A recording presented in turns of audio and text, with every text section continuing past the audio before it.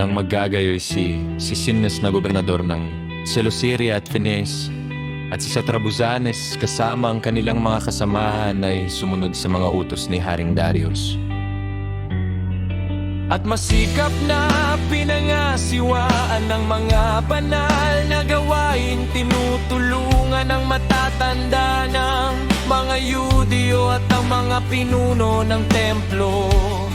At sa gayon, ang mga banal na gawain ay sumulong ng manghula ang mga propetang sina Hageo at Zacarias, at kanilang tinapos ang mga bagay na ito ayon sa utos ng Alahaya, Yahweh ng Israel.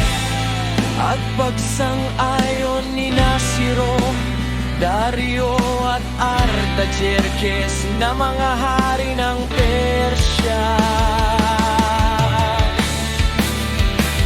At sa gayon, ang banal na bahay ay natapos ng ika-22 araw ng buwan ng Adar sa ika-6 na taon ni Dario na hari ng mga Persa.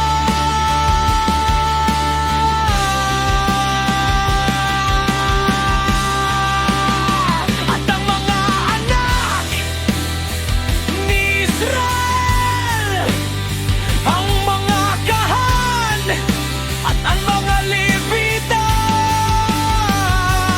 na iba pa na dating bihag na napasama sa kanila ay ginawang mga bagay na nakasulat sa aklat ni Moises. At sa pagtatalaka ng templo ng Alahaya, naghandog sila ng 100 guyang toro, 200 tupan, 400 patang tupa.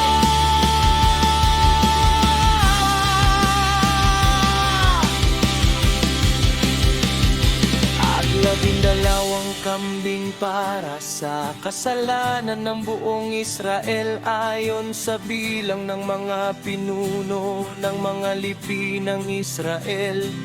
Ang mga kahab at ang mga livrita ay nakatayo ng may suot ang kanilang mga banal na kasuotan ayon sa kanilang mga angkan sa paglilingkod sa Alahaya, Yahweh ng Israel ayon sa aklat ni Moises. At ang mga tagapagbantay ay nasa bawat pintuan. At ang mga anak ni Israel na dating bihag ay ipinagdiwang ang Paskwa ng ika-14 na araw ng unang buwan, matapos ang mga kahan at mga livrita ay nahirang at nalinis. Ang mga dating bihag ay hindi lahat ay nalinis ng magkakasabay, ngunit ang mga libita ay nalinis ng magkakasabay. At sa gayon, inihandog nila ang Paskwa para sa lahat ng dating bihag.